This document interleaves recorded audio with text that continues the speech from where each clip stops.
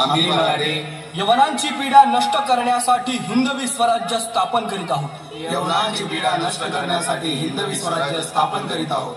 राष्ट्रभावनेने संघटन करून राष्ट्रभावनेने संघटन करून देशावरील परकीयांचे आक्रमण नष्ट करीत आहोत. देशावरील परकीयांचे आक्रमण नष्ट करीत आहोत. स्वकीय व परकीय शत्रूंचे उच्चाटन करण्यासाठी स्वकीय व परकीय शत्रूंचे उच्चाटन करण्यासाठी स्वराज्य स्थापन करीत आहोत. स्वराज्य स्थापन करीत आहोत. यात तू आम्हास यश द्यावे. यात तू आम्हास यश द्यावे. हे राज्य व्हावे हे राज्य व्हावे ही तर श्रींची इच्छा. ही तर श्रींची इच्छा. रायरेश्वरासमोर शपथ घेतली आणि स्वराज्याची गोडदोड सुरू झाली. तोरणा किल्ला घेऊन स्वराज्याचे तोरण बांधले. पुढे मुरुंब देवाचा डोंगर, कुवारी गड, सुभान मंगल, कोंढाणा, शिरवळचा किल्ला, पुरंदर आणि 12 मावळ स्वतंत्र झाला. पुढे राजांनी पराक्रमाने जावळी देखील घेतली. परंतु त्यानंतर स्वराज्यावर ओढवले भले मोठे संकट. ते संकट म्हणजे अफजल खान.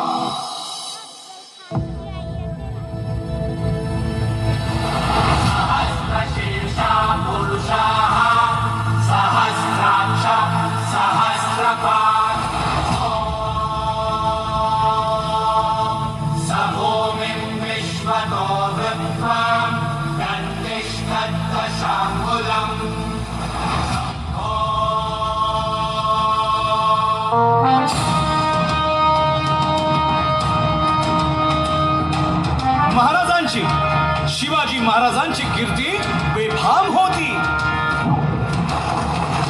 महाराजांची कीर्ती बेफाम, भोल्या भोल्यांना फुटला घाम. याला कोण घालील यस्सेने, दरबारी पुस्ती बेगम. बडी बेगम म्हणजे अली आदिल शहाची आई बर का. नजरेत तिच्या अंगार दरबार झाला गपगार. कुणी घेईना पुढाकार, साऱ्यांनीच मानली हार. इतक्यात अचानक एक सरदार उठला, बोलला, हम लाएंगे शिवाजी को. आणि त्यानं विडा उचलला. नाव त्याच अफजल खान. या नाव त्याच अफजल खान. चिता जागता जणू सहिताने. कान बोलला छाती ठोकून, शिवबाला टाकतो चिरडून.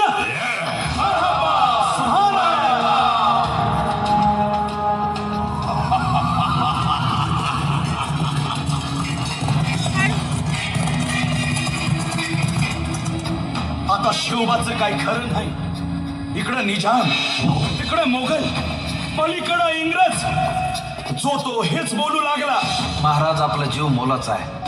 खानाचं सैन्य अफाट आहे. त्याच्यासमोर आपला टिकाव लागणं अवघड आहे. काही दिवसांसाठी आपण कुठेतरी अज्ञातस्थळी निघून जा. काय म्हणालात रायबा? मासाहेब, आम्हाला आमच्या जीवाची पर्वा नाही. राजांचा जीव वाचणं गरजेचं आहे. रायबा, शिवबा केवळ आमचा पुत्र नाही, तर अवघ्या मराठी जनांचा स्वाभिमान आहे. या मातेने आपला पुत्र गमावला तरी 72, परंतु भ्याडपणे पळून जाऊन या मराठी मुलखाचा स्वाभिमान गमावता कामा नये. अशा वाघिणीचा त्यो छावा. बाळासाहेब, आपला पुत्र आणि मराठी मुलकाचा स्वाभिमान विजयी टिळा लावूनच परत. अशा वाघिणीचा त्यो छावा. तथास्तु. गनिमाला कसा ठेचावा, डोक्यात नेहमी कावा. भेटीचा धाडला सांगावा. खानाच्या भेटीसाठी महाराजानं एक शानदार शामियाना उभारला होता. आणि अशा या शामियान्यात खान दौलत डुलेत आला. खान दौलत डुलेत आला. सय्यद बंडा त्याच्या संगतीला. सय्यद बंडा त्याच्या संगतीला. शिवबाच्या संगती महाला. राजाला पाहून खान म्हणतो कसा, आओ आओ शिवाजी, आओ हमारे गले लग जाओ.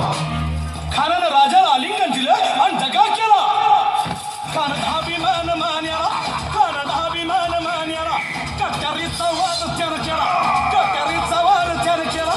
खरं खरं आवाज झाला. खरं खरं आवाज झाला. चिलखत होतंय अंगाला. चिलखत होतंय अंगाला. खानाचा वार फुका गेला. खान यडपडला.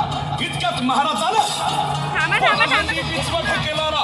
पोटामध्ये पिचवट केला. वाघेनं खाचा मारा केला. वाघेनं खाचा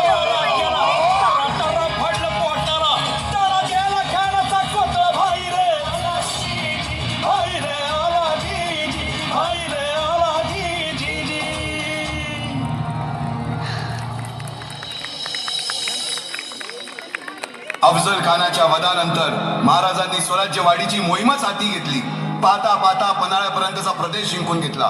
कोकणही ताब्यात घेतले. सर्वत्र फक्त विजयच विजय दिसू लागला. हिंदवी स्वराज्य वाढू लागले.